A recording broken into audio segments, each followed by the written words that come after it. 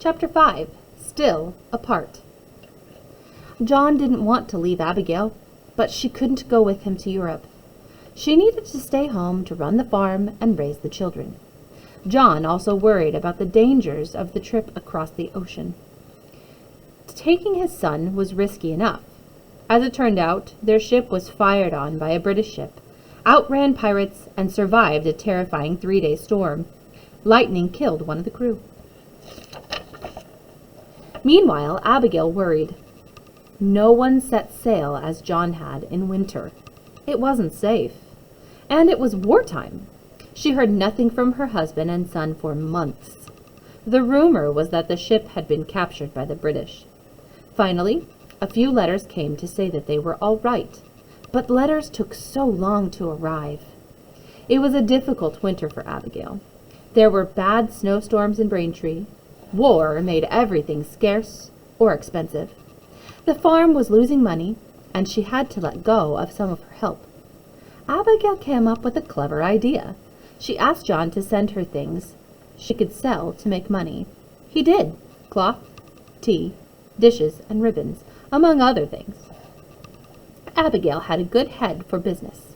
Soon she was ordering items directly from the trading houses in Europe and making a profit. Abigail invested in her profits in land and bonds. Many years later, she and her family still lived on this money. After 1.5 years away, John and John Quincy sailed home. They were dropped off from their ship and rowed ashore to Braintree. It came as a complete surprise for Abigail when they appeared at her door.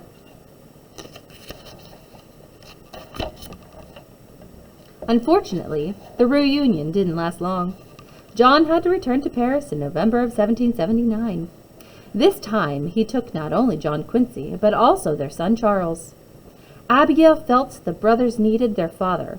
Still, she described being separated from her boys as cruel torture. She was afraid they'd be gone a very long time, and she was right. It was almost 5 years before Abigail saw her husband and sons again.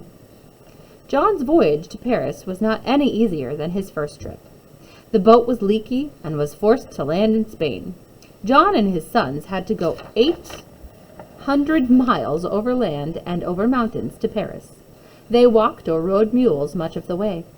It took a while. Abigail cried with relief when she finally got a letter from John.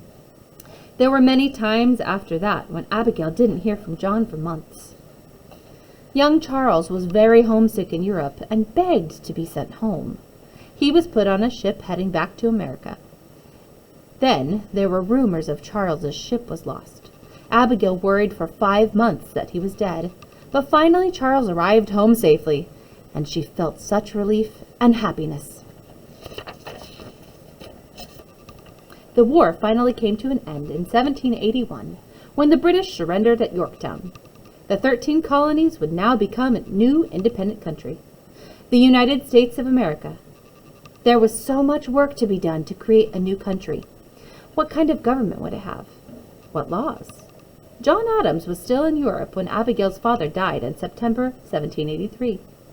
Abigail had to grieve alone without the comfort of her husband. People in Massachusetts were gossiping about her and John. The Adamses had been apart for so many years. People wondered, how could they love each other? Maybe John had a French girlfriend. Abigail didn't believe the rumors, but her life alone was becoming too much for her. She begged John to let her join him in Europe. In 1784, she set sail. New laws, new government. A group of men known as the Framers worked on figuring out the new laws and formed a government for the United States. It was a very big job. The framers discussed and argued and finally compromised. No one thought the new government was perfect, but it was as good as they could do. There would be 3 branches of government: the executive, President, judicial, Supreme Court, and legislative, House and Senate. Finally, in 1789, the United States Constitution went into effect, and by 1790, all 13 states had approved it. It is still, after more than 200 years, the highest law in the United States. the three branches of government: executive, legislative, judicial.